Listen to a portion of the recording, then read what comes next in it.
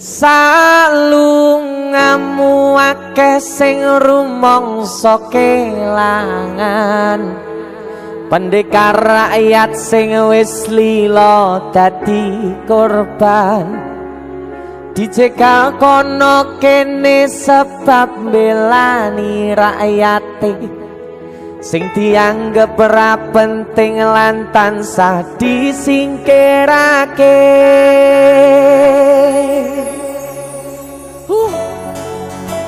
Asoy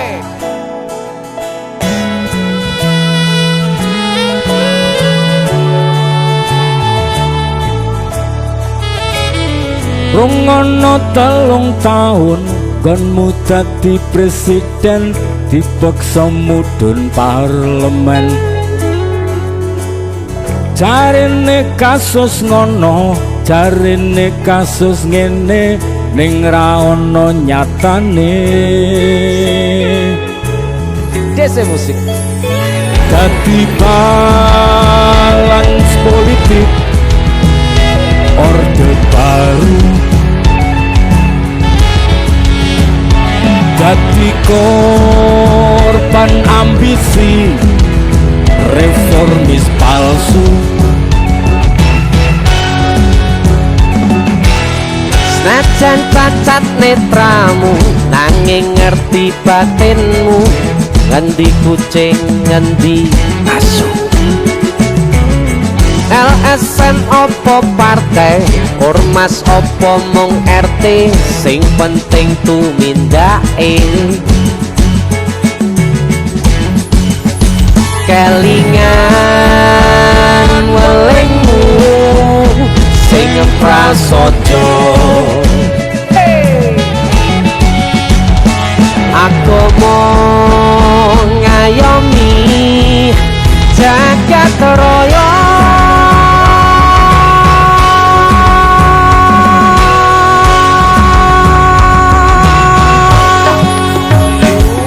salungamu akeh sing rumangsa kelangan pendekar rakyat sing wis lila dadi korban dicekal kono kene sebab belani rakyate sing dianggep ora penting lan tansah disingkirake. ayo salungamu akeh sing rumangsa kelangan pendekar rakyat sing wis lila dadi korban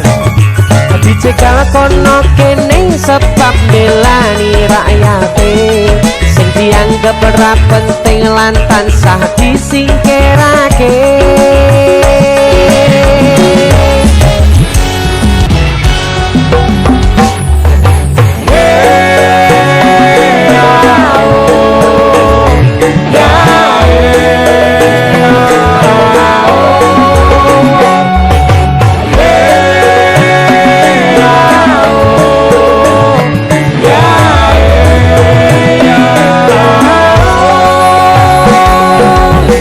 Najan cacat netramu nanging ngerti batinmu ngendi kucing ngendi asu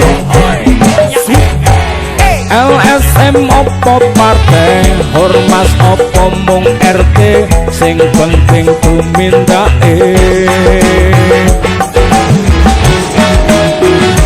kelingan welingmu sing prasaja aku mau ngayomi jagat raya salungamu akeh sing rumangsa kelangan pendekar rakyat sing wis lila dadi korban dicekal kono kene sebab belani rakyate sing dianggep ora penting lan tansah disingkirake.